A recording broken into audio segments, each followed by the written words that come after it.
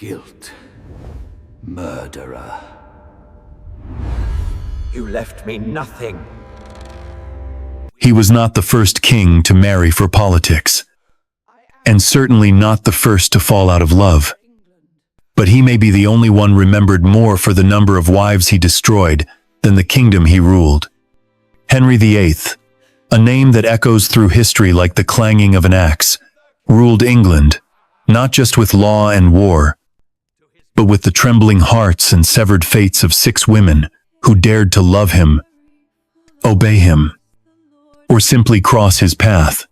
From the moment he seized the throne in the year 1509 until his grotesque and swollen body was finally lowered into the earth in the year 1547, Henry rewrote the rules of monarchy, marriage, and murder. And behind every change he made, every break from Rome, every twist in the Tudor dynasty, there was always a woman, and always a price. This is not just a story about power.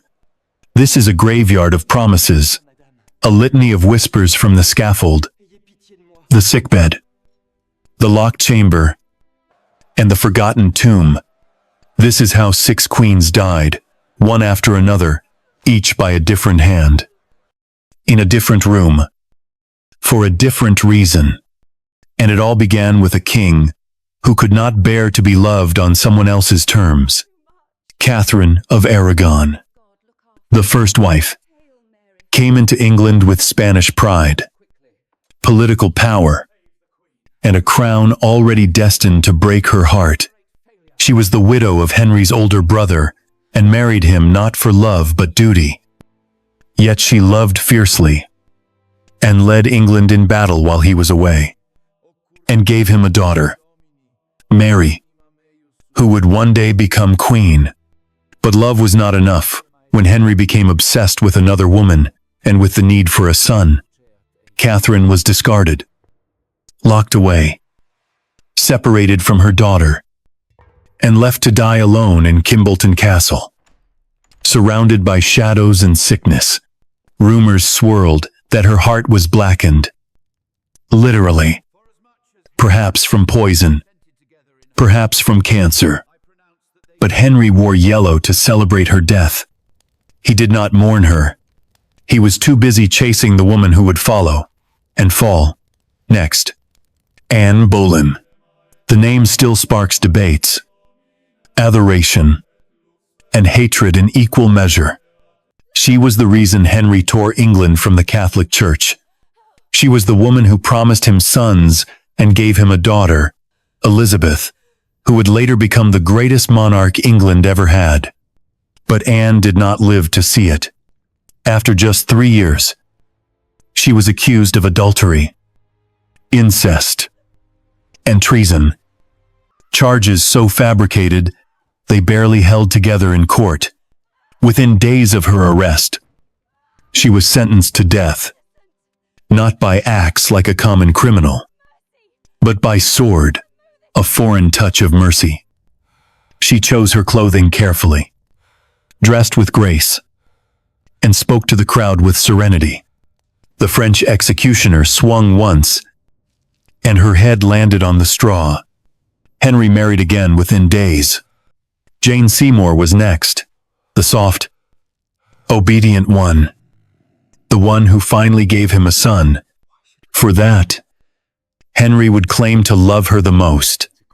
But she died just 12 days after childbirth, possibly from infection, possibly from exhaustion. Henry buried her with royal honors and eventually requested to be laid to rest beside her. To many, she was the only wife who gave him what he truly wanted. And for that, her death was not punished, but polished. And yet, she too vanished. Just another queen beneath stone. Then came Anne of Cleves, the lucky one. Some would say, she was chosen by portrait, married without love, and rejected on sight. Henry claimed she looked nothing like her image, and found her unattractive. They never consummated the marriage, and she was cast aside within 6 months. But Anne was smart. She accepted the annulment, took the generous settlement, and stayed in England as the king's beloved sister. She outlived all the others. She kept her head, but she died far from home, sick and alone. Her body buried in Westminster without fanfare, without family, and without ever knowing love. Catherine Howard, on the other hand, was a child playing queen in a lion's den. She was barely out of her teens when she married the king, now old, obese, and full of fury. Catherine had a past, and when it came to light, past lovers, letters, and secrets, she was doomed. She was accused of adultery, dragged to the tower, and beheaded after practicing how to place her neck on the block the night before. Her last words were confused, terrified, but some say she whispered she'd rather die the wife of her young lover than the Queen of England. Henry did not flinch. He signed her death, like he signed a royal order. Then he moved on. The last was Catherine Parr, the survivor, the nurse, the stepmother, the scholar. She outlived Henry, but even she was not spared. After his death, she remarried Thomas Seymour. I've got pregnant for the first time, and died shortly after childbirth. But her tragedy did not end there. Her tomb was desecrated multiple times over centuries. Her body was exhumed, tampered with, even danced with by drunken vandals. Her resting place was defiled again and again, until finally, Century la terre, she was buried properly, even in death. Henry's wives were not free. 6 women, 6 fates, divorced, beheaded, died, divorced, beheaded, survived. That is how the rhyme goes. But the truth runs deeper. These were not just queens. They were daughters, mothers, lovers, and pawns. Some believed they were chosen by God.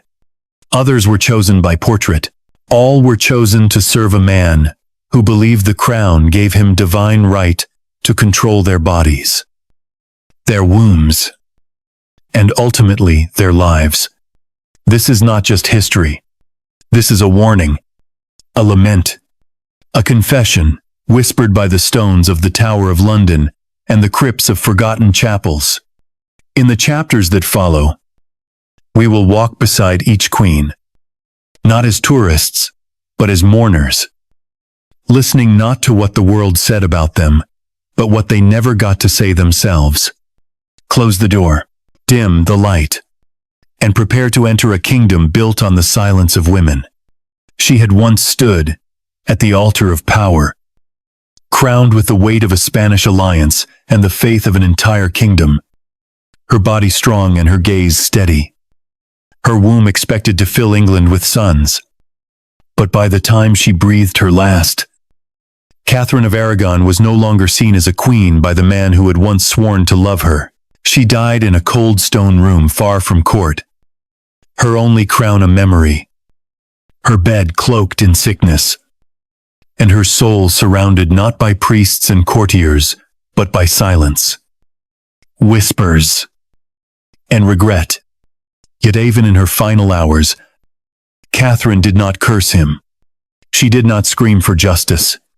She simply asked to see her daughter, the only child she had brought into the world who had lived, and the only person forbidden to stand by her side as she slipped into death.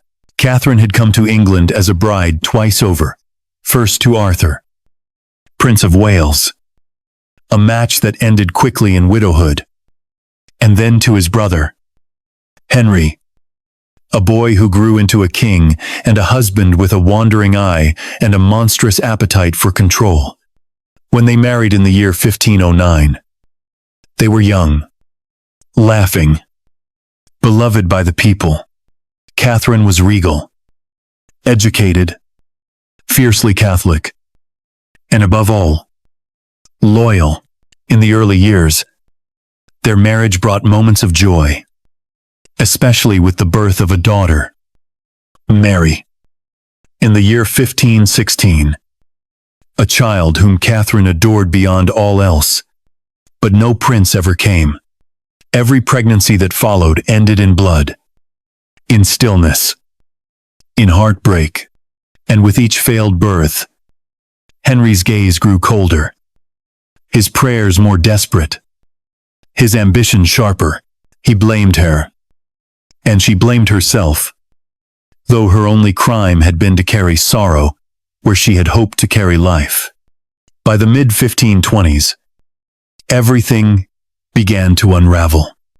Henry's obsession with Anne Boleyn, a lady of the court with wit, charm, and a refusal to surrender, cracked open the foundations of Catherine's world. The king wanted an annulment, claiming that their marriage had never been valid because she had been his brother's widow. Catherine denied it with every breath she had. She insisted her union with Arthur had been unconsummated, and her marriage with Henry was sacred, blessed, and true.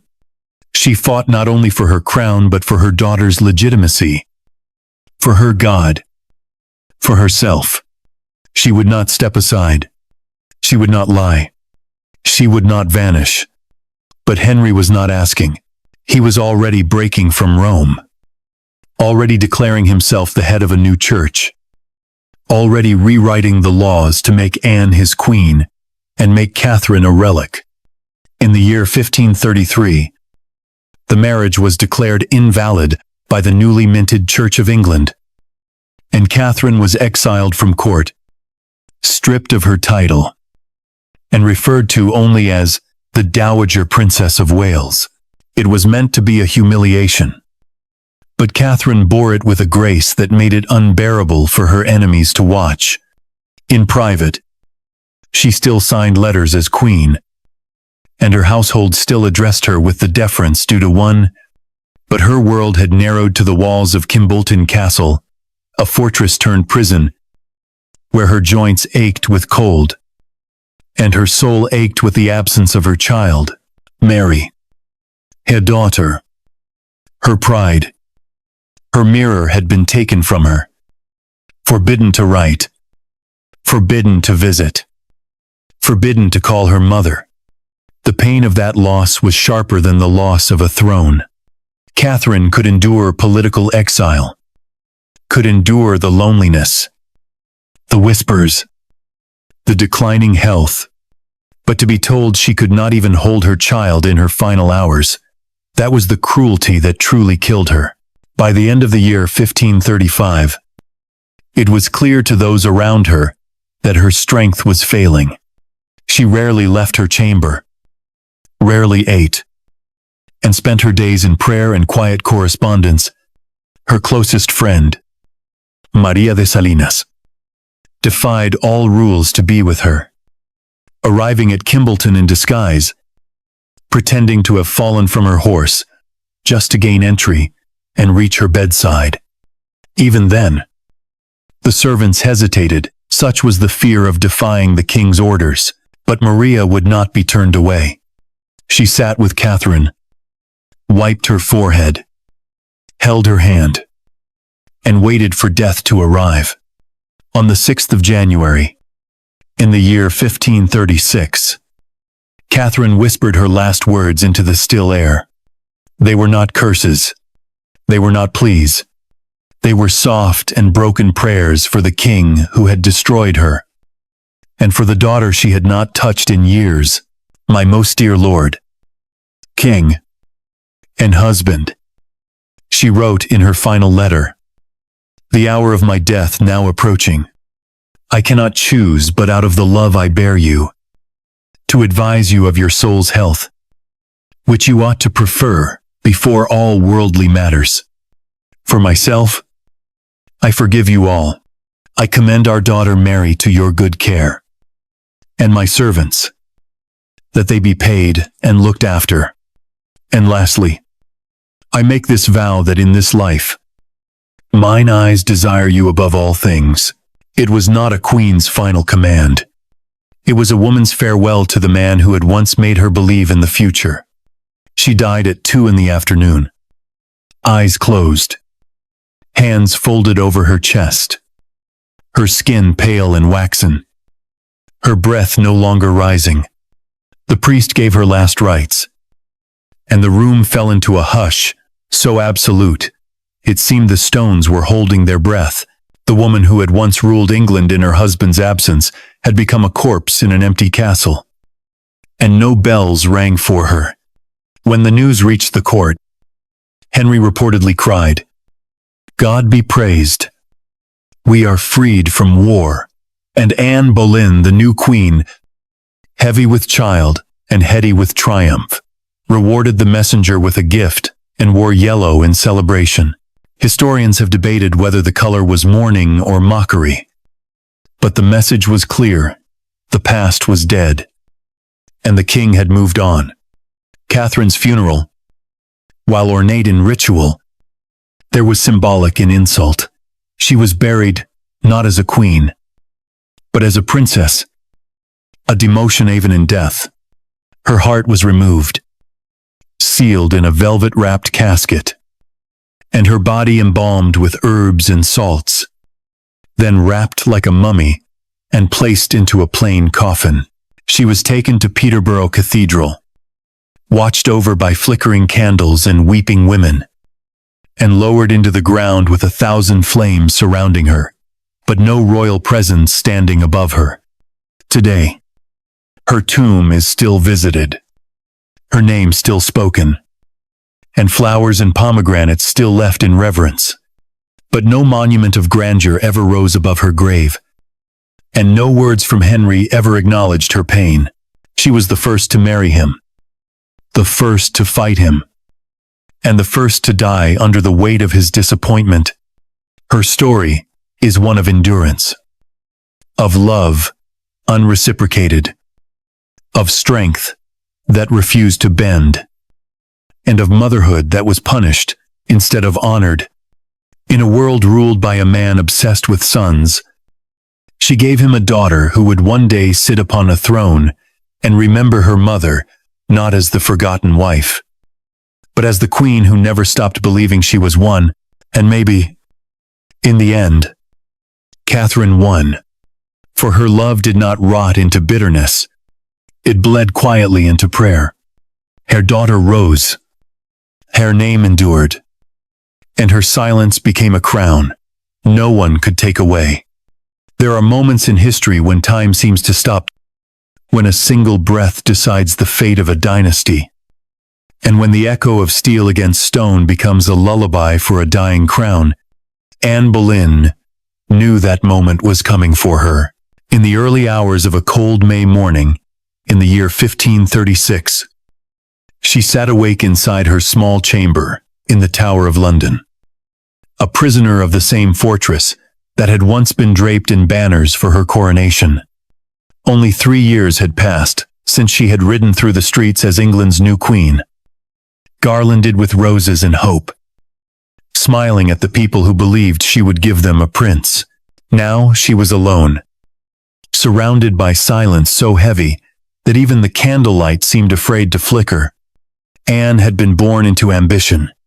Her father was a diplomat, her family skilled in courtly games, and from her youth, she had been taught that grace could be a weapon sharper than any blade. She had lived in the glittering courts of Burgundy and France, had learned how to move with elegance, how to speak with wit, how to make kings tremble with a single glance. When she returned to England, she was not the prettiest woman at court, but she was the most dangerous. Henry, already married to Catherine of Aragon, it saw in her not just beauty, but defiance. She did not yield. She refused his advances, demanded respect, demanded marriage, and demanded that the king rewrite heaven itself to make her his wife. And so he did. It took years, and the breaking of a church, and the humiliation of a queen. But in the year 1533, Anne Boleyn was crowned Queen of England, in a ceremony of splendor that glowed like the last fire before a storm. Henry called her my heart and my life, and she called him my lord and my sovereign. They laughed together, planned together, and waited for the birth that would seal their love forever. When the child came, the court held its breath, and the midwives whispered prayers. But when the cry echoed through the chamber, it belonged to a daughter, not a son. Her name was Elizabeth. For Henry, it was disappointment wrapped in duty. For Anne, it was the beginning of a new dream. She believed that her daughter would grow to outshine any son, that she would change the world. But the court was cruel, and the king's love was fragile. Anne's sharp tongue, her pride, her intelligence, all the traits that had once enchanted him, now irritated the man who wanted quiet obedience. Miscarriages followed, one after another, each one stealing another piece of Henry's patience. Rumors began to swirl, whispered by courtiers eager to survive. They said she had bewitched the king, that she was unfaithful, that she had betrayed her vows not once but many times. The architect of those whispers was Thomas Cromwell, the very man who had once helped her rise. He saw that her fall could serve his ambition and the king's exhaustion, and so he built the case with precision, a trap lined with parchment and ink. On the 2nd day of May, Anne was arrested. The Tower gates closed behind her with a sound that would haunt every English queen thereafter. She was accused of adultery with 5 men, including her own brother, George Boleyn. The charges were absurd, the evidence non-existent, but Henry wanted them true, and that was enough. The court turned its back. The jurors were chosen by the crown. Within 17 days of her arrest, the verdict was sealed. Guilty. Death. Anne's last nights were a mixture of hope and despair. Some said she laughed and prayed in the same breath. She confessed her sins to her chaplain, though none of them were the crimes she was condemned for. She wrote letters to Henry, pleading not for her life, but for the safety of their daughter. She did not curse him. She said only that she trusted his mercy. But mercy was a word that no longer lived in Henry's heart. He had already summoned a swordsman from France. The journey from Calais to London took 6 days, which meant the man had been ordered before the trial even began. The decision had been made long before the verdict, at dawn on the 19th day of May. Anne was dressed by her ladies in a crimson undergown and a dark gray mantle, her hair neatly bound beneath a simple cap.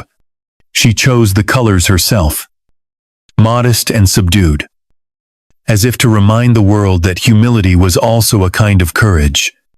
The Constable of the Tower, Sir William Kingston, came to her door and bowed. She looked at him calmly and said, "I am ready." When he led her out, the sky was pale and cold, the air heavy with the scent of wet stone. Soldiers lined the path, and a small crowd waited. Though it was meant to be private, the gates had been left unguarded, and Londoners had slipped inside, drawn by the morbid gravity of watching a queen die. She walked with dignity. Those who saw her said she moved as if gliding, as if her feet did not touch the earth. Her lips formed prayers as she crossed the courtyard to the scaffold raised beside the White Tower. Around her, the crowd fell silent. Her uncle stood among them, the Duke of Norfolk, who had condemned her. Cromwell watched, expressionless. Even Henry Fitzroy, the king's illegitimate son, was there to witness the final breath of the woman who had once been his father's obsession. Anne climbed the wooden steps and turned to face them all. She asked permission to speak, and when she did, her voice was soft, but carried through the air like a bell. She said she came to die according to the law, that she would not accuse anyone, that she prayed for the king's long reign and his mercy upon her soul. She called him a gentle and sovereign lord. Her words brought tears to many in the crowd, for even in that moment, she defended the man who had condemned her. Then she knelt, tucking her gown neatly beneath her knees, and whispered, "Jesu, receive my soul." The executioner, trained in the French manner, removed his shoes so she would not hear him approach. He called softly to distract her, "Bring me my sword." And in that instant, as her head turned slightly, the blade flashed. One clean stroke. No scream. No struggle. The Queen of England was gone. Her body still warm. Her lips still moving as if in prayer. Her ladies rushed forward, weeping, covering her head with a cloth, gathering her remains with trembling hands. No coffin had been prepared. Only a wooden chest taken from the tower's armory.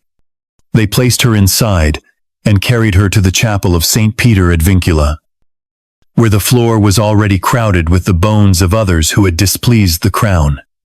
She was buried beside her brother, beneath the cold stones, without music, without inscription. The cannons fired from the tower walls at 9 o'clock, signaling to the king that it was over. Henry, waiting at Whitehall, heard the sound and turned to Jane Seymour, his new bride in waiting. Before the echo faded, he ordered preparations for another wedding. 11 days later, he was married again, as though the blood on the straw had been a mere formality, a transaction completed. Yet time has a way of remembering what kings try to erase. In the years that followed, Henry ordered Anne's initials removed from every wall, her portraits destroyed, her emblems scraped from his palaces, but something of her refused to die. Her daughter grew in strength and wisdom, inheriting her mother's sharp eyes, her father's stubborn will, and a mind that could see through deceit, like sunlight through glass. When Elizabeth became queen 22 years later, she wore a ring with 2 tiny portraits hidden inside one of herself. One of Anne. It was found only after her death, when the ring was pried from her cold hand. A final whisper of devotion from daughter to mother. Anne's story is often told as a cautionary tale, a warning against pride, ambition, and desire. But beneath the myths lies a quieter truth. She was a woman trapped in the machinery of power, loved for her spirit, and destroyed for the same reason. She did not die for adultery or treason. She died because she was inconvenient, because she had failed to give a king the son he demanded, because she dared to speak when silence was expected. And though her body turned to dust beneath the chapel floor, her voice endured in the echo of her child's reign, in the rise of a queen who would rule longer, wiser, and stronger than any man before her.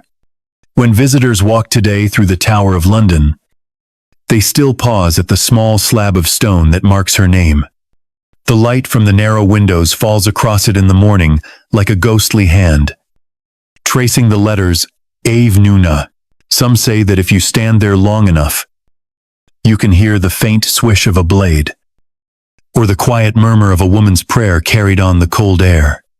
But perhaps what lingers is not sorrow, nor vengeance, but something simpler, the unbreakable memory of a queen who smiled before the sword and taught history that even in death, dignity cannot be taken by force. There was no scream when Jane Seymour died, no falling axe, no scaffold raised beneath the tower's shadow, no haunting speech etched into memory. Hers was not a death that thundered. It came slowly, quietly. After a triumph so great it left her body hollow, And though the court draped itself in mourning and the bells of London tolled across the grey sky, beneath the velvet and ritual, Jane's passing marked something far more chilling: the price of success. For she had given the king exactly what he wanted, a living son, and for that, she was remembered with reverence, but not with love.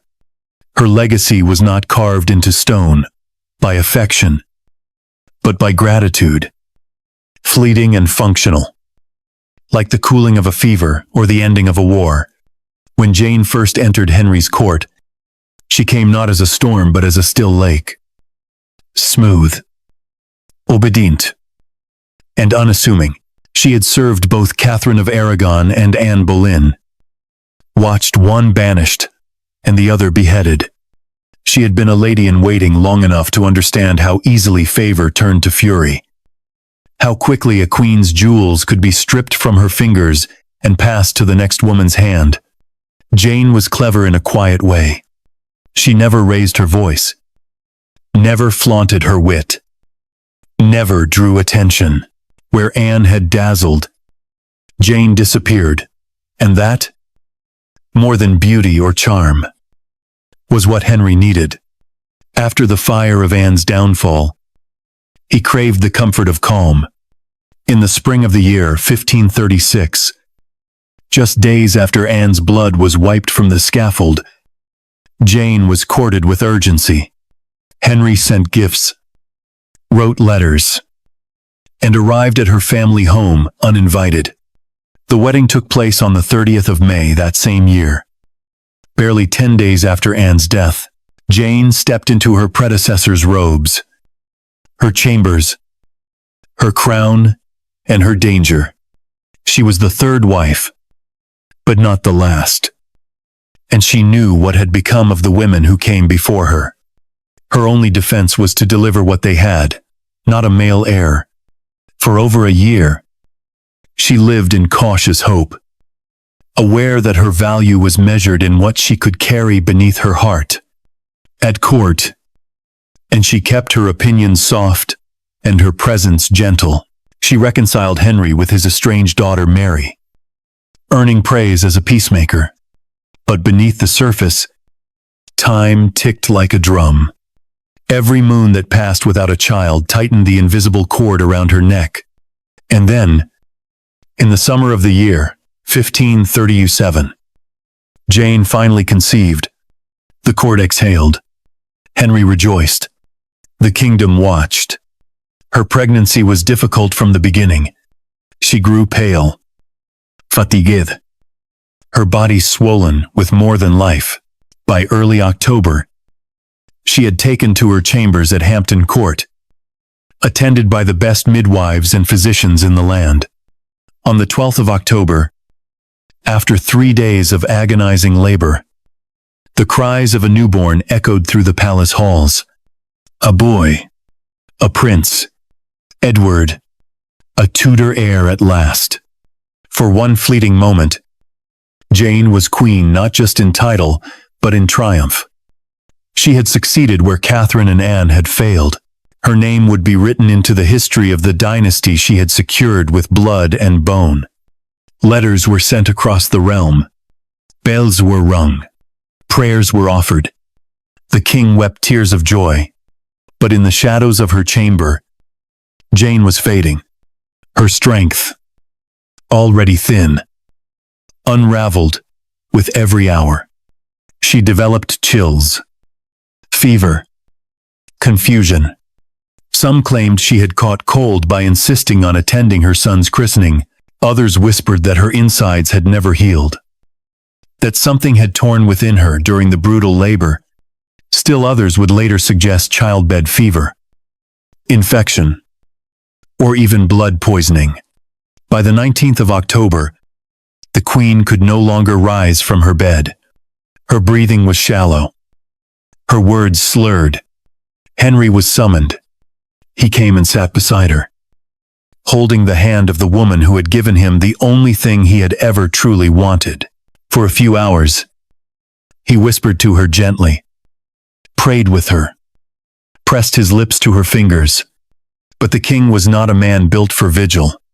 The longer she lingered, the more her sickness annoyed him, unsettled him, reminded him that even the perfect wife could be snatched by death before the crown had warmed her brow.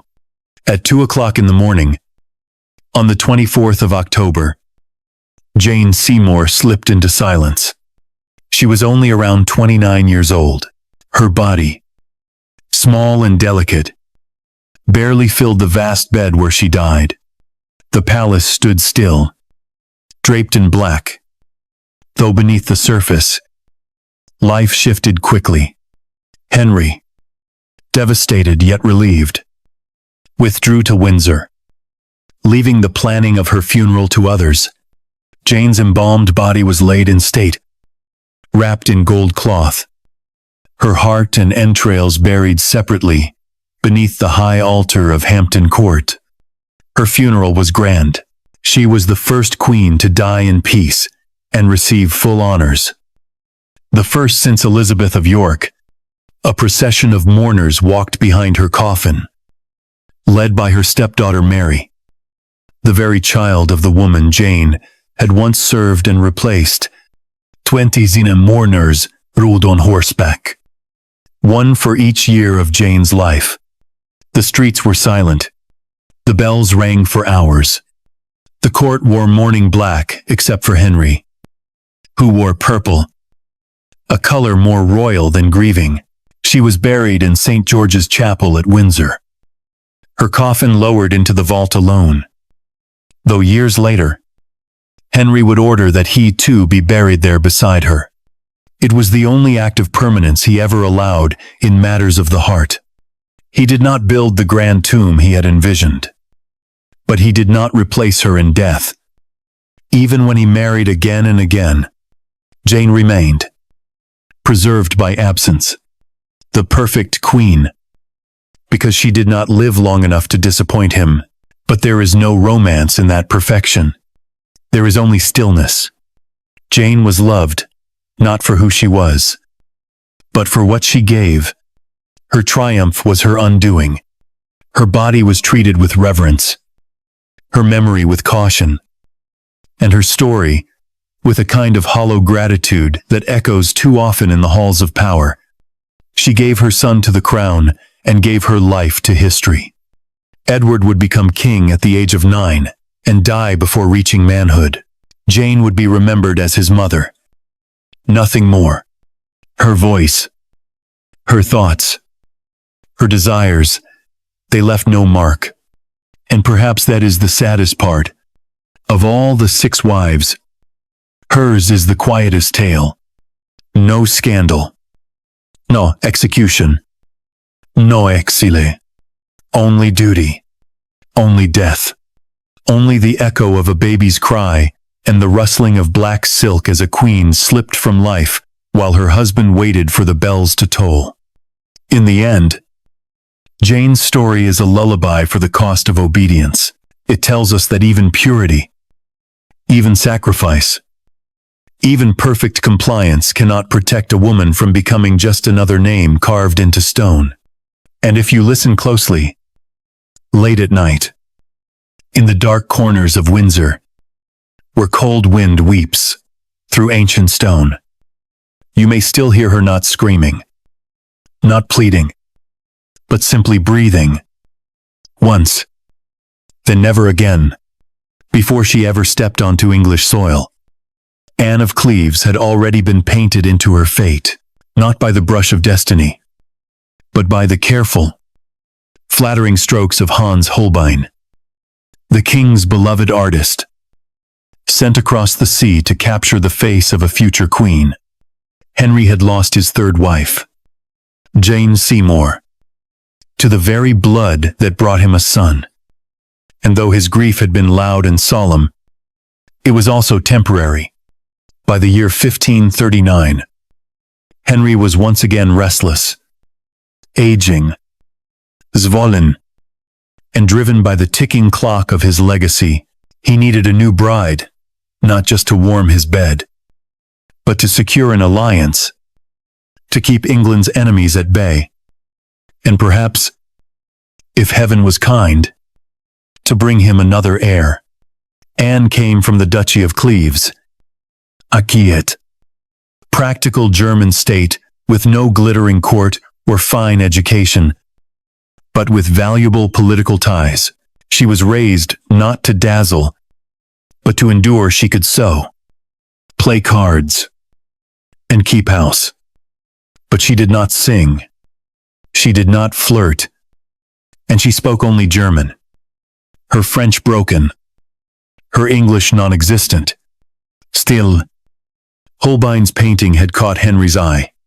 In it, Anne looked modest, pale, with fair features and a gentle expression. The king was intrigued. Negotiations began. Cromwell, ever the loyal architect of Henry's desires, pushed hard for the match.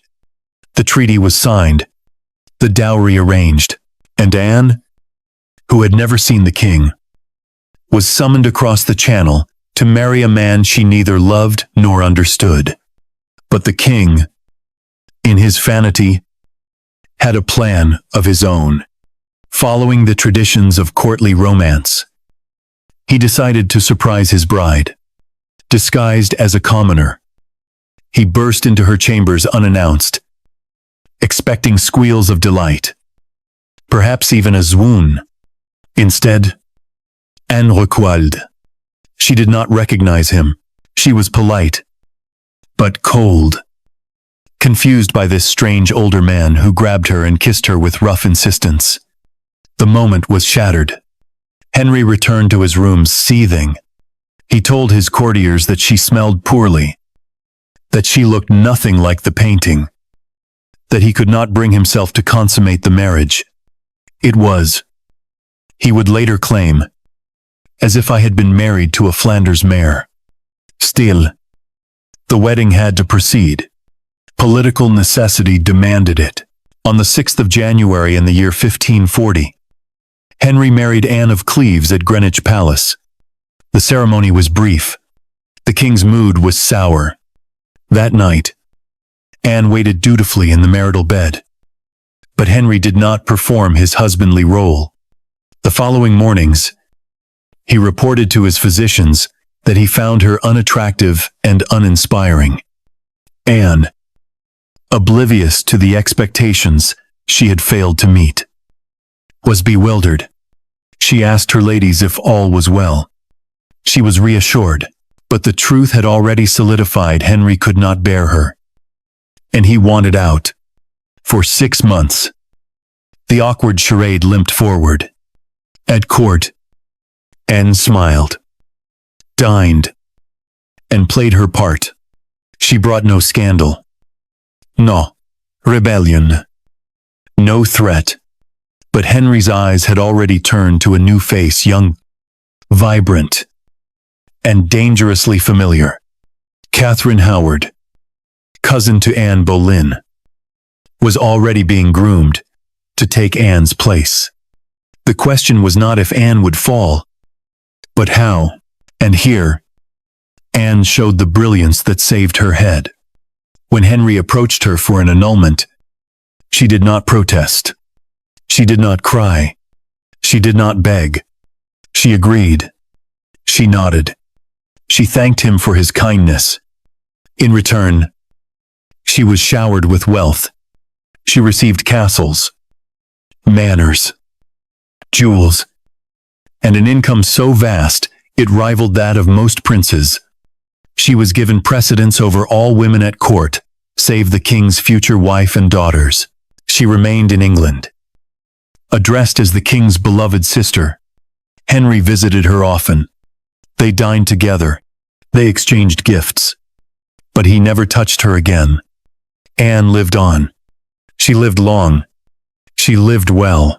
She witnessed the execution of Catherine Howard. She stood at the coronation of Mary, the daughter of Catherine of Aragon. She sent congratulations to Mary's marriage with Philip of Spain. She exchanged gifts with Elizabeth, daughter of the woman who had once displaced her from the Queen's throne. And yet, beneath the velvet and pleasantries, there lingered a sorrow. Anne never voiced a longing for her homeland, her language, her sister, her life before the painting had rewritten her future.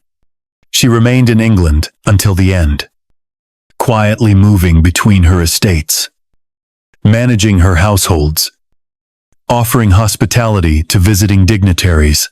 But in the summer of the year 1557, illness took hold. She was 41, weary, and in pain, confined to bed. She began to draft her will.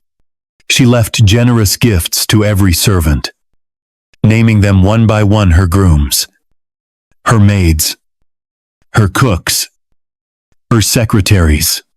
She left jewels to her stepdaughters. She asked the queen to ensure her household would be looked after. Her words were kind, measured, and laced with the calm of a woman who knew the value of dignity. On the 16th of July, in the year 1557, Anne of Cleves died at Chelsea Manor, far from the Rhine, far from Cleves, far from the girl she had once been. Her body was embalmed, wrapped in cloth of gold, and taken by boat to Westminster Abbey. Her funeral was grand, attended by nobles, bishops, and the monks of the old order. 100 torches lit the procession. She was buried with honor, though not beside Henry, for she was never truly his. No scandals trailed her, no portraits were slashed, no memories were erased, but no monument was built either. Her tomb lies beneath the floor, marked in stone but rarely spoken of. She was the wife who kept her head, the wife who was not loved, but who was not hated, the wife who vanished not in blood but in paper, in annulled words and signed settlements. Her story is not one of passion, nor of tragedy in the classical sense. It is the story of a woman who played the game, saw the blade glinting beneath the crown, and stepped aside before it touched her neck. It is the story of survival through surrender. She did not win the king's heart. She did not birth a prince. She did not die in defiance or disgrace. But perhaps, in the quiet rooms she wandered in her final years, she sometimes wondered what it would have been like to be loved, not for politics, not for alliance, not for duty, but simply for herself. Perhaps that is why her name lingers not with pity, nor with passion, but with something in between. A portrait bride, a queen who never ruled, a ghost who was never haunted, a woman painted into a dream she never asked to live, and paid richly to forget. And even now, when visitors walk through Westminster Abbey, a few stop at her tomb. But if they did, if they stood long enough in the hush of that stone sanctuary, they might hear her voice, not loud, not bitter, but steady, saying not what she lost, but what she kept: her name, her head, her quiet place in the pages of history. She was too young to be a queen, too young to understand the sharp edges of power, and far too young to know that in the Tudor court, beauty was a blade, and obedience was a noose. Catherine Howard had grown up not in palaces or castles, but in the half-guarded dormitories of forgotten noble houses, where daughters were sent to be trained in the silent arts of allure, charm, and submission. She was not educated like Anne Boleyn, nor raised for court like Jane Seymour. She had no crown in her bloodline, no throne in her dreams. She had laughter in her voice, mischief in her eyes, and a heart that mistook attention for love. And when she stepped into the chambers of Henry VIII, he saw not a child, but a mirror of youth he had long since lost. Born between the years 1518 and 1524, no one is certain. Catherine was sent at an early age to live in the household of her step-grandmother, the Dowager Duchess of Norfolk. The house was large, cold, and teeming with unsupervised young people, there were few rules, fewer boundaries. The girls shared beds, and the boys wandered freely. Music played at night. Whispered words passed in the dark. And Catherine, with her quick smile and bright eyes, became the center of attention. But she was a child, barely more than a girl. And the men who surrounded her were not boys. Henry VIII, her music tutor, was among the first to notice her. He was older, in a position of authority, and he took liberties no teacher should have taken.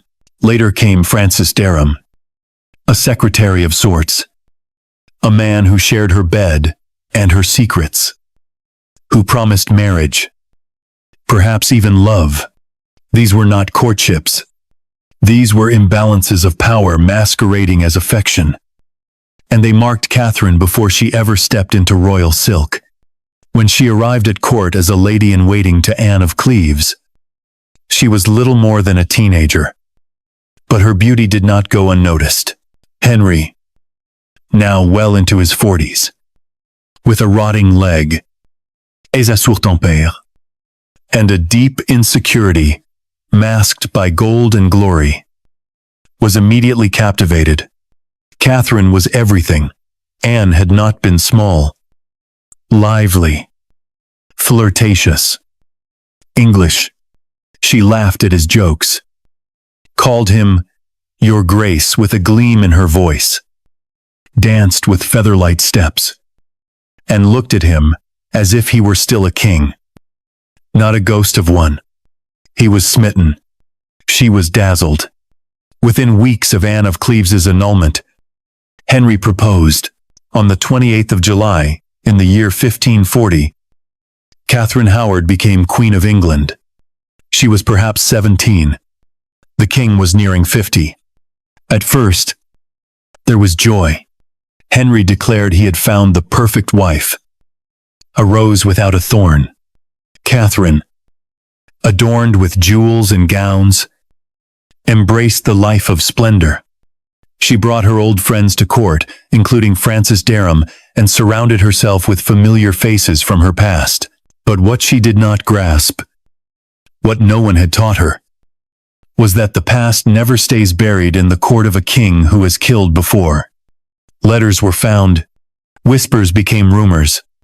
Thomas Cranmer, the Archbishop of Canterbury, was handed testimony from a woman who had known Catherine in her youth, a woman who claimed Catherine had not been a virgin at the time of her marriage. Worse still, it was soon discovered that Catherine had been secretly meeting with Thomas Culpeper, a member of the king's inner circle. Whether they were lovers remains uncertain. The truth, as it often is, was irrelevant. The moment Cranmer placed the evidence before Henry, the palace froze. The king, once giddy with affection, became pale and quiet. He refused food, locked himself away, and wept, not for Catherine, but for the shame, for the insult, for the fear that once again he had been made a fool. Catherine was arrested at Hampton Court and taken by barge to Sion Abbey.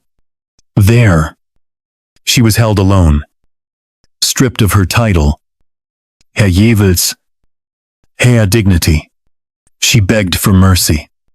She wrote a desperate confession, calling upon her youth, her ignorance, her vulnerability. She admitted to being light of living before her marriage, but denied adultery afterward. She swore she had not betrayed him. But the wheels had turned. The law had shifted beneath her feet. Parliament passed a new act, the Royal Assent by Commission Act, that made it treason for a queen not to reveal her sexual history before marriage. It was passed not before her crime, but after, written specifically to seal her fate. On the 10th of February in the year 1542, Catherine was told she would die. She was 19, perhaps 20. She asked for the block to be brought to her cell, so she could practice laying her head upon it. The guards, struck by her composure, did as she requested. That night, she knelt over and over again on the cold stone floor, gently lowering her neck, whispering prayers, rehearsing her death so that when the moment came, she might not tremble. On the morning of the 13th of February, the gates of the Tower of London opened once more. A scaffold had been raised, the axe sharpened. The crowd gathered in the pale light. Catherine emerged, dressed in black, her hair pulled back, her face drained of color, but not of resolve. She walked slowly, flanked by guards, her breath visible in the winter air. Those who saw her said she looked like a child trying to be brave, and perhaps that was exactly what she was. When she reached the scaffold, she turned to the crowd and spoke, with a voice so soft, many leaned forward to hear her. She said she died guilty of sin, not of treason. She asked forgiveness from God and from the king. And then, according to legend, she whispered that she died a queen, but would have rather died the wife of Thomas Culpeper. Whether she said it or not, the words live in the memory of her death. A final ache from a girl who had never truly been allowed to choose anything at all. She knelt. The blindfold was tied. Her hands shook. The axe fell. One stroke. Blood darkened the wood. And it was over. Her body was wrapped in a black cloak and buried next to Anne Boleyn in the chapel of St. Peter ad Vincula. There was no funeral, no mass, no monument. Only a name whispered behind hands. And beneath her grave, quicklime was poured over her corpse, a punishment meant to erase even the flesh, to hasten decay, to make her vanish, not just from court, but from memory. But memory does not die easily. Catherine Howard, the fifth wife of Henry VIII, lives on in the chill of the Tower halls, in the mournful echoes of those who come searching for her footsteps. Some say her spirit runs through the corridors, barefoot and weeping. Others say she cries only once, at the moment her ghost touches the door of the chapel where her bones lie in silence. She was not wicked. She was not evil. She was not even ambitious. She was simply unprotected, unprepared, and unloved in the ways that mattered. The world taught her to be pleasing, but not to protect herself. It taught her to smile, but not to speak. And when the smile faded, there was nothing left to save her. Henry never spoke of her again. He moved on, married again, buried the past beneath laws and proclamations. But history remembers, and history weeps. Because Catherine Howard did not die for what she did. She died for what others allowed to be done to her, and for what the king feared might stain his throne. She lived. That, above all, is what history remembers about Catherine Parr, that she survived. While 5 other women lost their heads, their health, or their hope to the unrelenting machinery of Henry VIII's throne, she alone stepped out of his shadow alive. But survival, as it turned out, was not a blessing freely given.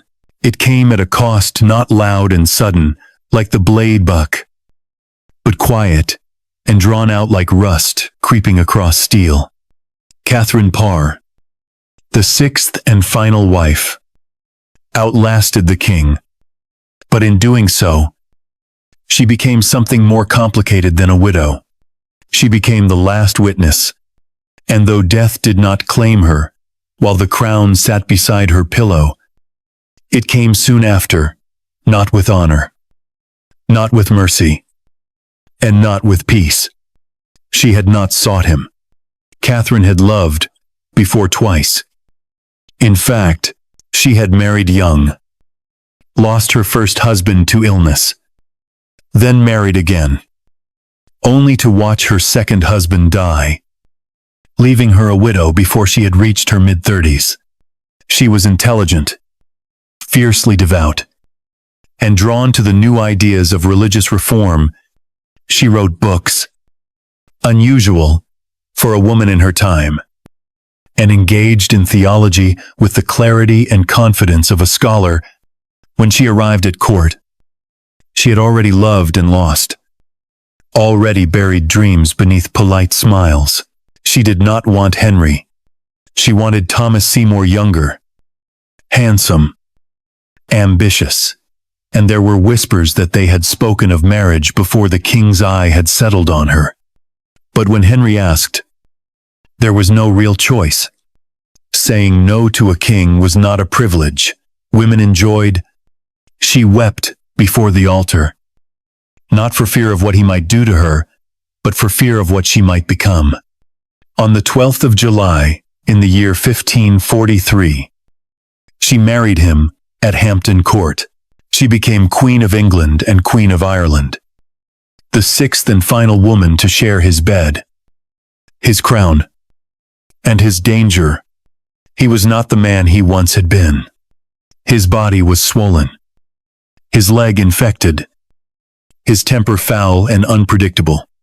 He was paranoid, volatile, a dying tyrant clinging to the myth of his own divinity. And yet Catherine did what no other wife had managed. She calmed him. She read to him when pain made him cruel. She watched over his children, especially Elizabeth, and gave them the education he barely understood. She managed his court. I played nurse to his body and to his pride. But even then, she came close to ruin. Her intellect, once charming, soon became a threat. She published religious tracts. She debated with bishops. She questioned doctrine, and as Henry's courtiers circled like vultures, waiting for the next queen to fall, they whispered into the king's ear that she was dangerous too, Protestant, too bold, too independent. An arrest warrant was drawn. She was to be seized and questioned. She had seen the signs before in the trembling eyes of Anne Boleyn. In the rumors that clung to Catherine Howard like smoke, she acted swiftly. She went to the king, knelt before him, and said that she had only argued with him in order to distract him from his pain, to make him feel young, to give him joy. Henry, soothed by flattery, dismissed the charges. The warrant was quietly withdrawn. But the message was clear. Even survival had its limits. When Henry died on the 28th of January in the year 1547, Catherine was finally free, but not untethered. She was still watched, still judged, still politicized.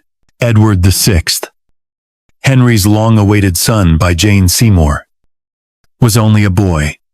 The country would be ruled by a council of regents, men who saw Catherine not as a grieving widow, but as a threat or an opportunity. It was then that Thomas Seymour returned, charming, reckless, and full of schemes.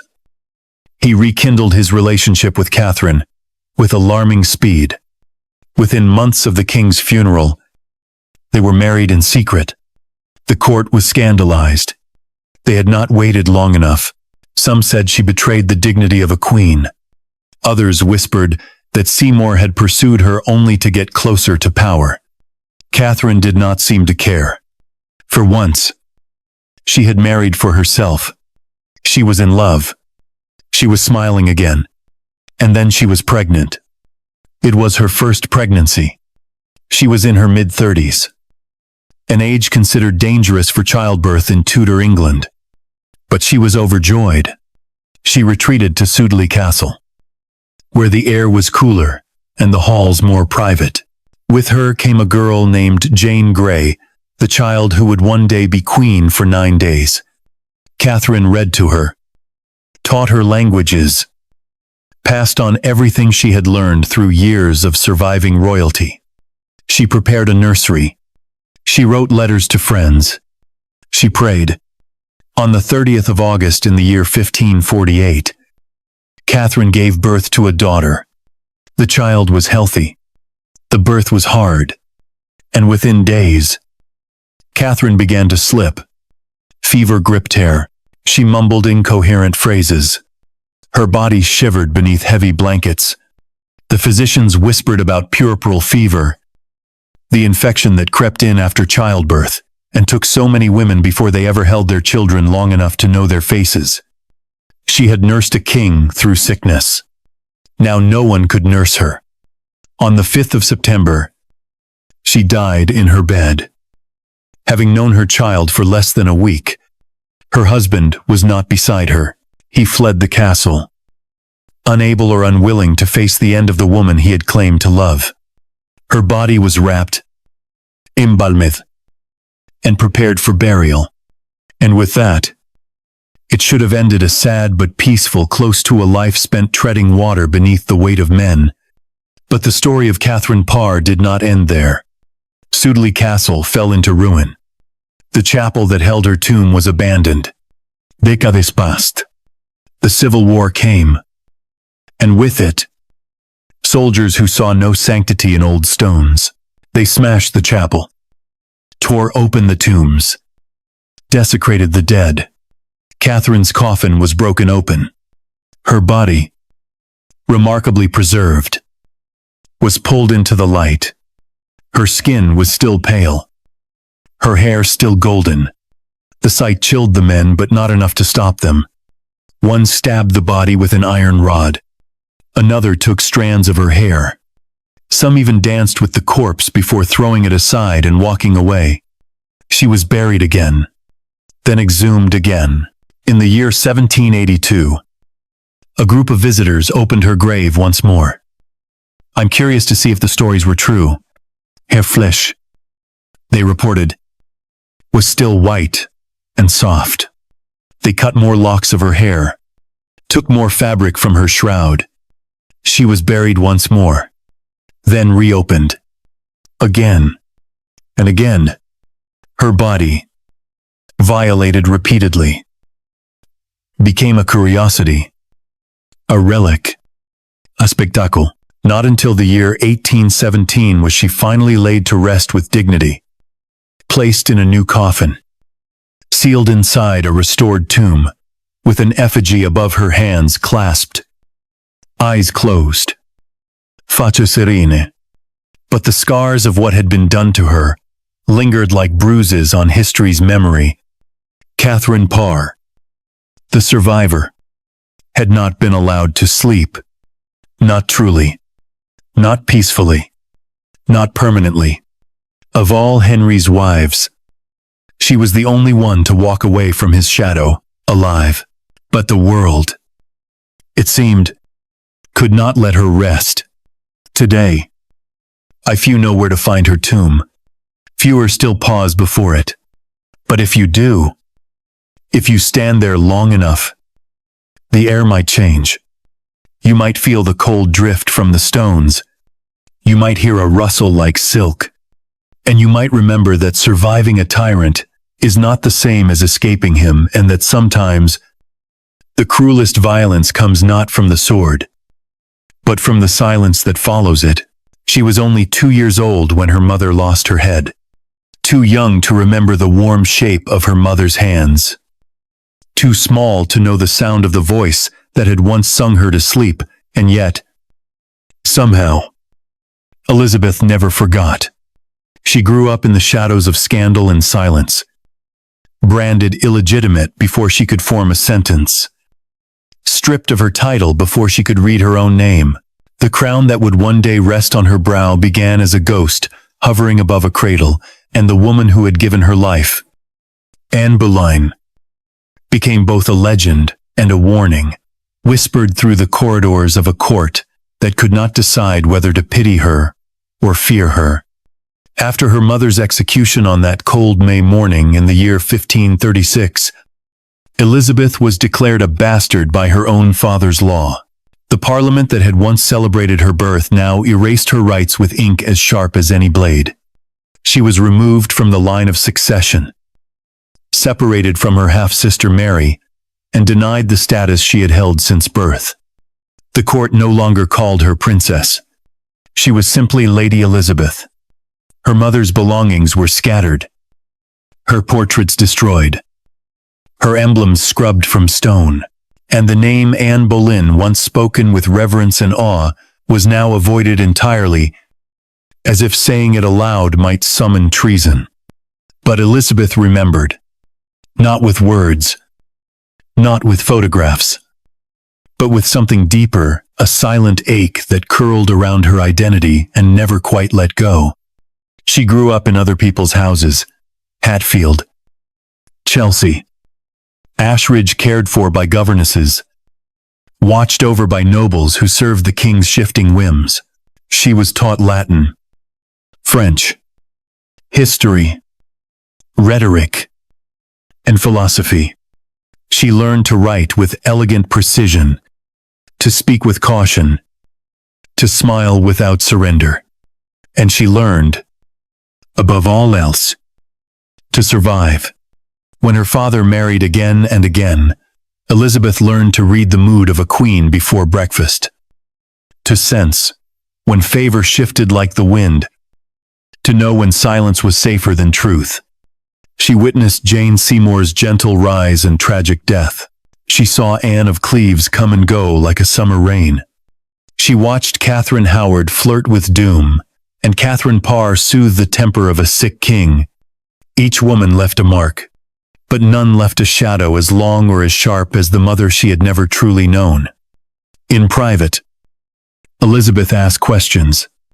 When she was older, she searched for surviving letters, scraps of memory, the testimony of old servants who had once called Anne Majesty.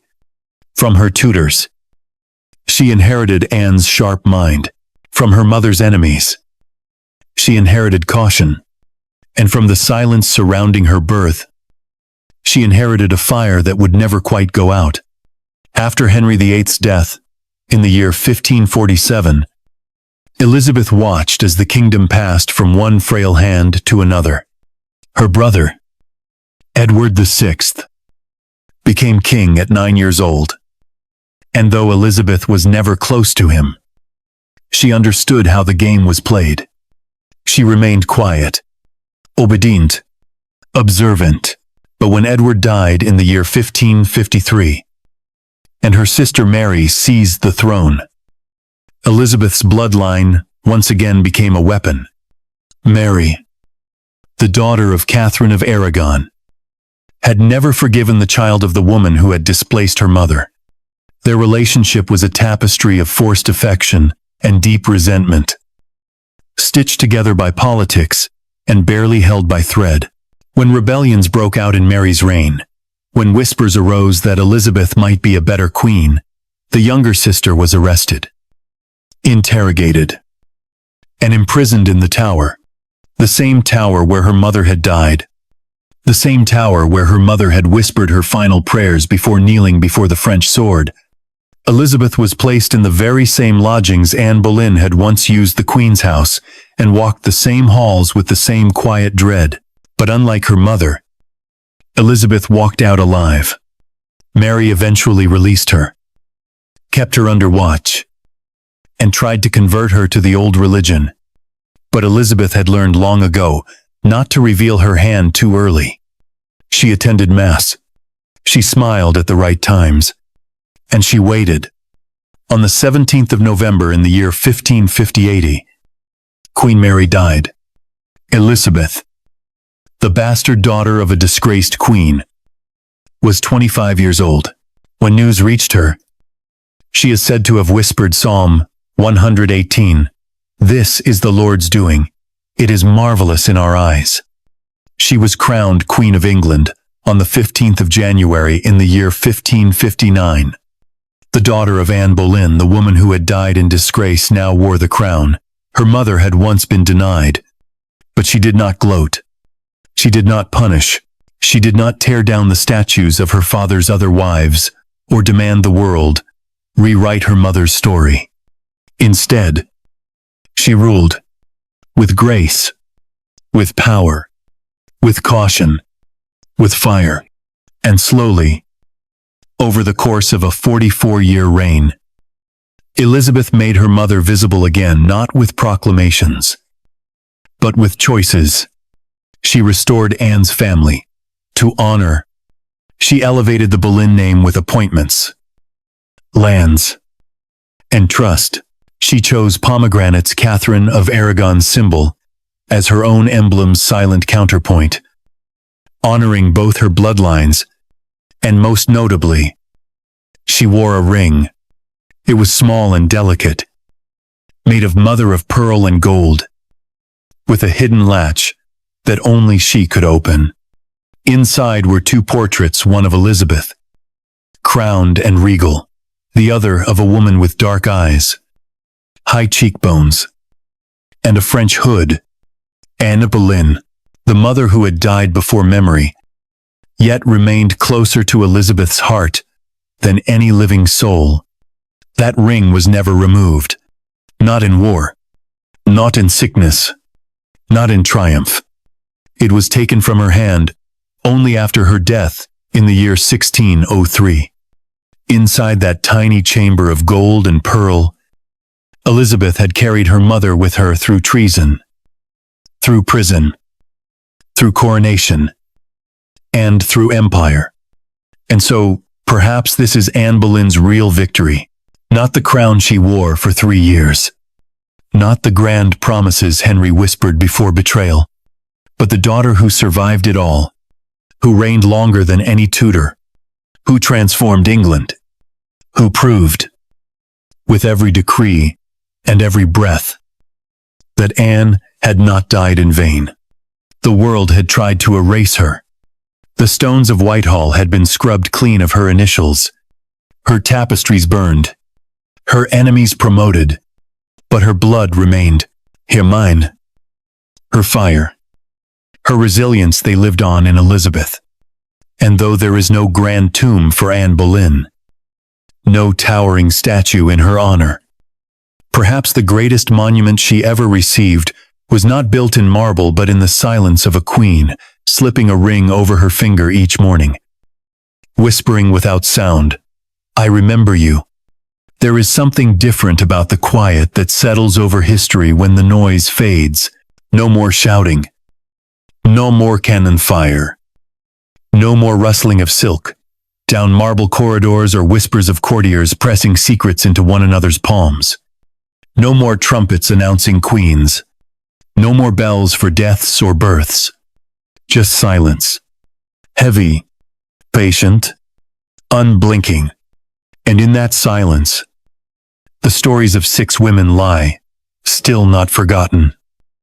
Never truly but buried beneath centuries of dust and misremembering. Their voices softened to echoes.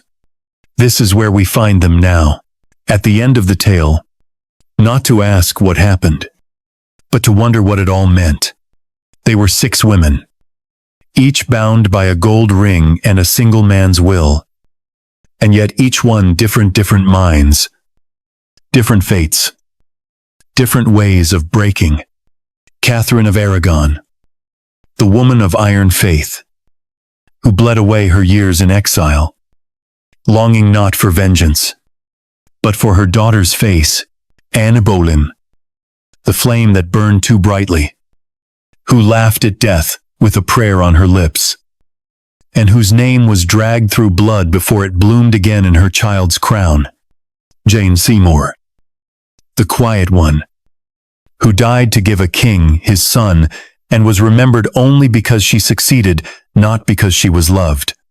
Anne of Cleves, the lucky queen, who escaped the axe, but was left wandering in a foreign land with riches, but no one who knew how to pronounce her laughter.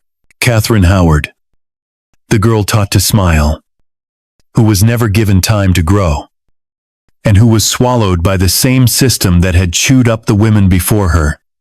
And Catherine Parr, the survivor, who watched them all fall and still married the king, only to be broken not by marriage, but by childbirth and the centuries of men who could not let her bones rest. Each of them had a place in Henry's life. Some were loved. Some were discarded. Some were destroyed. But none were truly seen. To him, they were solutions to problems. Of bodies to fill a bed. Wombs to chase a legacy.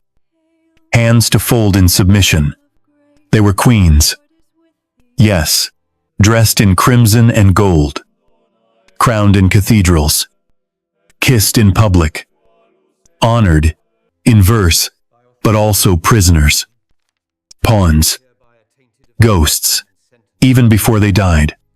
Each time he remarried. The last became a cautionary tale. Each time he grew tired. The crown tilted toward execution. The most terrifying part was not how they died, but how easily it happened. And yet, somehow, each of them left behind something the king could not control.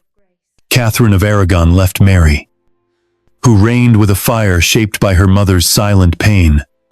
Anne Boleyn left Elizabeth, who wore her mother's legacy in silence and turned it into empire. Jane Seymour left Edward, brief and brittle, but still a living son. Anne of Cleves left her name untarnished, a life spared by wit.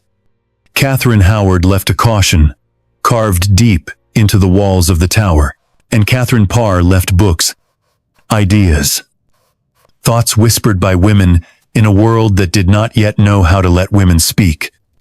Now, Century la terre. They lie beneath stone. Some are marked, some are not. One has no tomb at all.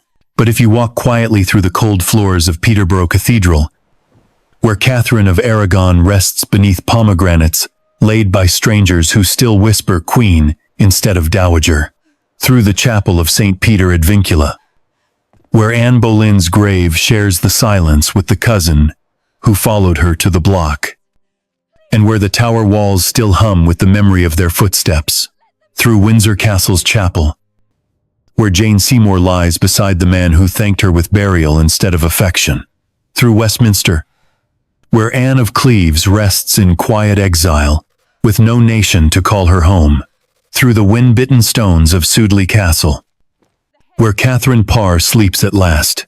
You may hear it. Not words, not cries, but something softer. A murmur, a memory, a question. What does it mean to be a queen if the crown comes with a blade? What does it mean to love a king when his love comes with silence? What does it mean to die and still not be finished?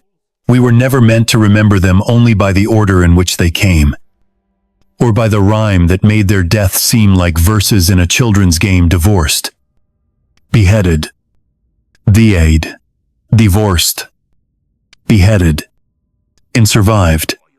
That is not a history. That is a tombstone, too small to carry the weight of 6 women's lives, because they were not just wives. They were more. They were thinking, feeling, aching, enduring, and they were forced to carry the unbearable loneliness of being remembered only in relation to the man who used them. But not anymore. Now, in this final moment, in this breath between the telling and the forgetting, we see them differently. We remember Catherine's faith, not her banishment. Anne's fire, not her fall. Jane's brief light, not just the child she left. Anne's cleverness, not just her painted face. Catherine Howard's fear, not her foolishness. And Catherine Parr's voice, not her vacancy.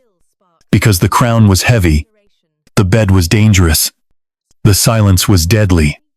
But somehow, they endured.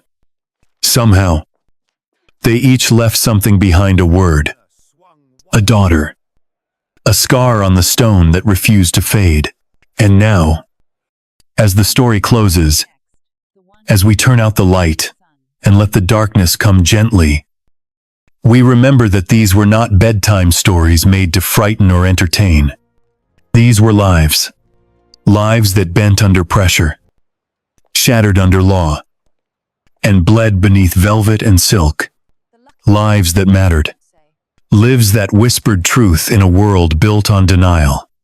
So sleep now, if you can, and as you drift, I know this, there were 6 queens, but there were also 6 women, and the stones remember their names, even if the king never did.